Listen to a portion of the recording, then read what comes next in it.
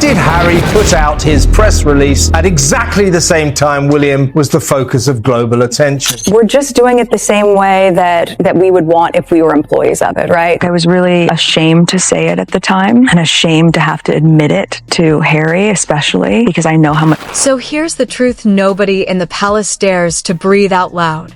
While Meghan was out giving polished interviews, pouring emotion into memoirs, and shaping her global spotlight, Prince William was silently crafting an entirely different battlefield. And this wasn't petty family tension or media noise. This was strategy. Royal strategy.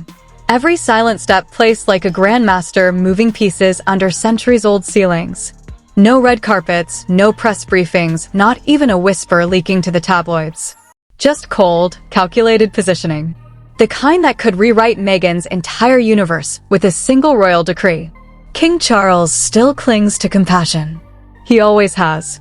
He's the sort of monarch who thinks storms can be calmed with tea, soft words, and forgiveness. But William, he's carved from a far tougher stone. He's not aiming for harmony. He's defending the monarchy, the institution, the 1,000-year throne etched into his bloodline. And the blueprint he's been assembling quietly, slowly, obsessively, is about to shift everything. The title that launched Meghan's fame, the one she built her empire around, may not stay hers for much longer. Once you see what's been moving behind the scenes, you'll understand why Meghan should have watched the shadows sooner. Because this isn't payback, it's evolution. And the chilling part? William is already 3 steps ahead. Before I break down the way he executed this silent coup, hit that like button, subscribe, and brace yourself, because this chapter will change the way you see the entire saga. King Charles's instinct has always aligned with unity. He's the kind of father who believes that, even in chaos, families should somehow crawl back toward one another. Quiet letters, gentle conversations, endless chances to heal, those are the rules he lives by. It's admirable, almost poetic. Wanting peace, wanting repair. But William, he's been watching this entire spectacle unravel for years. The interviews, the docuseries, the explosive headlines. At some point, he reached a brutal realization. You can't defend them anymore. You know, Harry, I defended him all along, said, look, he's protected his country, served his country. He realized his father's mercy wasn't fixing anything, it was making it worse. She didn't want to have to walk behind Kate Middleton, you know, the future queen. She felt that they should be treated as... While Charles kept trying to patch broken bonds, the crown was taking blow after blow, interview after interview, headline after headline, and every single time the palace simply swallowed the fallout in silence. There came a moment, a quiet exchange between father and son when everything snapped into focus. William stared directly at his father and delivered the sentence that shifted the ground beneath them. Your compassion is destroying us. Not the household, the monarchy itself. That's when you see these two men aren't waging the same war. They're not even on the same board. To Charles, it's about family, his son, his daughter-in-law, his grandchildren. It's emotional, human, intimate. To William, it's structural. It's survival. Nothing more. In the past fortnight, seized control of the British monarchy from a weak and dying King Charles. William doesn't look at this as a family mess. He sees a structural fracture. A 1,000-year institution that survived precisely because it always knew when to set boundaries and when to evolve. Where his father sees flawed human beings he loves, William sees pressure points that could bring the entire monarchy crashing down from within. And here's the twist no one caught. He wasn't waiting for a crown to make his move. He's been shifting pieces for years, quietly, methodically, far ahead of everyone else. He's assembled a circle, a discreet, razor-sharp team of historians, strategists, and constitutional architects. People who understand royal law, bloodline politics, and legacy better than anyone breathing. And what they're crafting isn't retaliation. It's reconstruction. They're redefining the monarchy's future, creating strict, unshakable rules about who qualifies as royal and who is merely connected by marriage or convenience. Because right now, the lines are fogged with tradition, assumption, and outdated habits. William wants none of that. His Royal Highness the Prince of Wales can be very angry, and rightly so, many say, behind. He wants it sealed tight, unmistakable, impossible to reinterpret.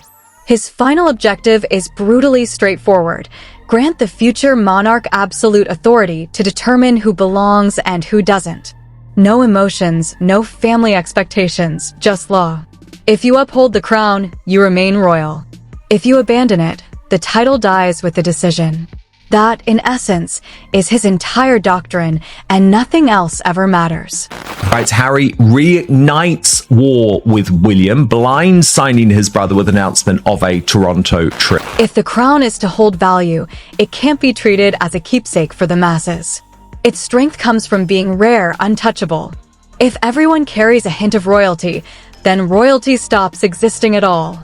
That's the genius behind his vision. It isn't malice or vengeance. It's protection. The monarchy survives through scarcity, and William understands that better than anyone. Some of the practices in the past that, Harry and I had to grow up in. I think it's safe to say that change is on my agenda. He isn't out here swinging an axe at his brother or Meghan. What he's doing is something far older, far heavier, like walking into a crumbling 1,000-year fortress and choosing to restore it stone by stone instead of burning it down. Keep the pillars that matter. Replace the ones that are rotting. That's the mission in his mind. And from where he stands, that requires drawing boundaries his father never had the courage or clarity to draw. So what has William's shadow team been quietly building behind those palace walls? Because don't get it twisted, this isn't speculation. There is a plan, a real document, a coded blueprint for the monarchy's next era. A rulebook that finally defines, permanently, what it actually means to be royal. Right now, titles are chaos. Outdated. Built on ancient bloodline math written by kings who died centuries ago. But William? He's flipping the entire script.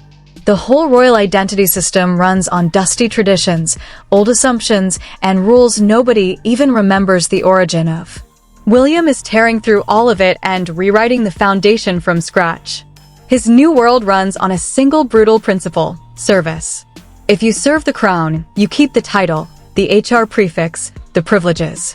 If you walk away to chase Netflix bags, global branding, personal empires, that's your right. But the royal name doesn't walk out the gates with you. It stays locked inside the institution where it was forged. The philosophy is cold but fair. You can enjoy royal shine while abandoning royal duty. And honestly, when you sit with it, he's not wrong. His advisors spent years studying how other royal houses survive the modern world. Denmark, Sweden, the Netherlands. Places that slim down their monarchies without losing their mystique. Because the first rule of dynasties is simple: evolve before you're forced to. And William's blueprint? It's built to endure. For 100 years, one ancient weapon has quietly shaped the fate of the crown, a weapon so hidden, so deceptively dull-looking, that most people outside royal walls don't even know it exists. It looks like simple paperwork, but in palace terms, it's the equivalent of detonating a nuclear device. Its name? Letters patent. One document. One signature. And overnight, the entire map of who counts as royal and who doesn't can be erased and redrawn. No debate. No ceremony. No mercy.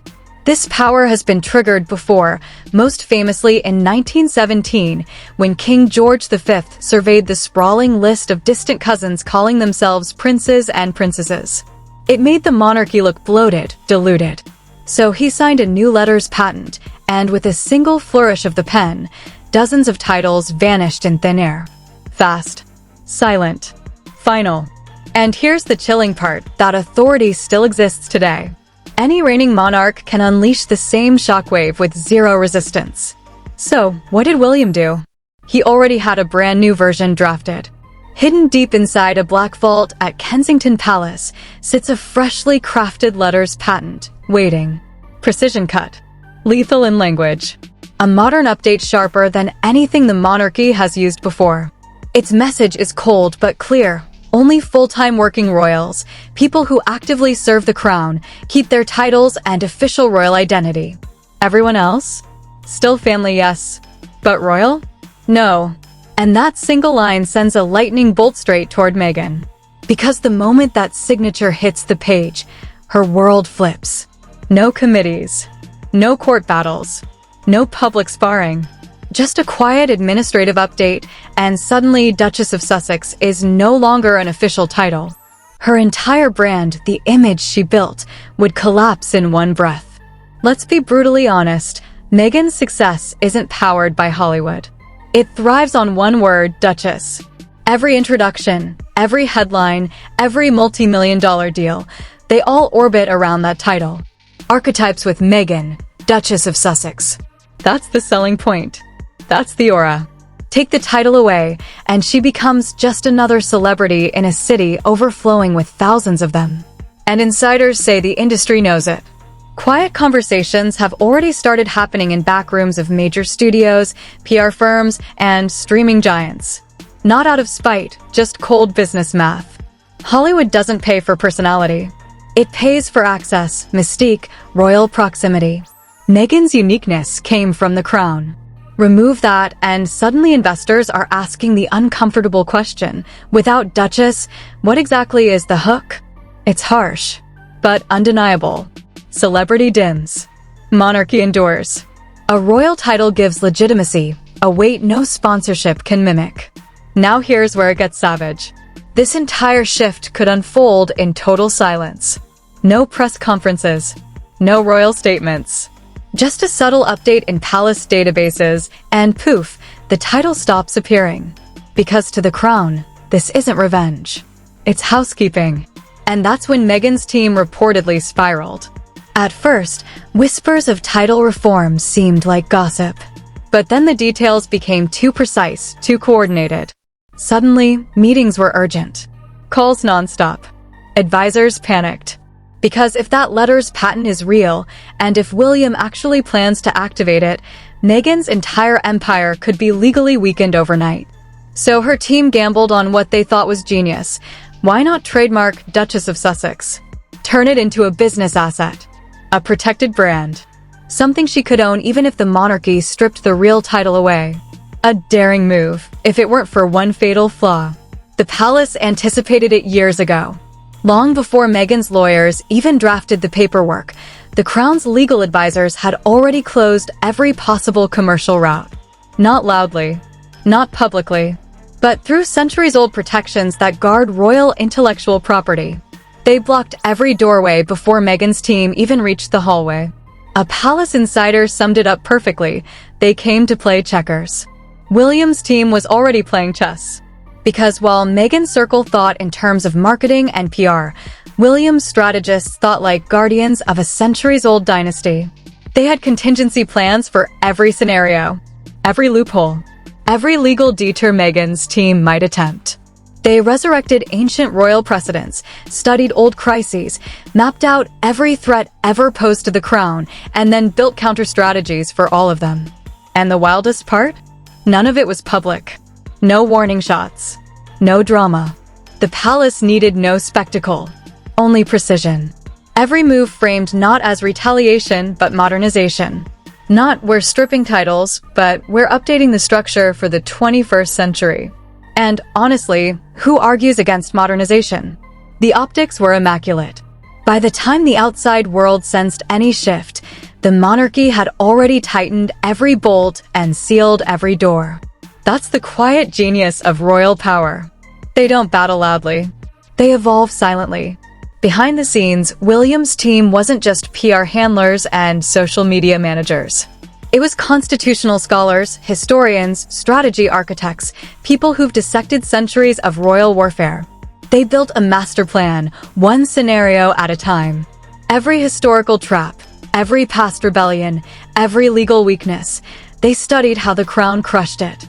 Then they repeated the pattern. The monarchy never needed to destroy anyone. It simply had to wait, while Meghan's team chased cameras and the palace played the long, patient game, steady, silent, inevitable.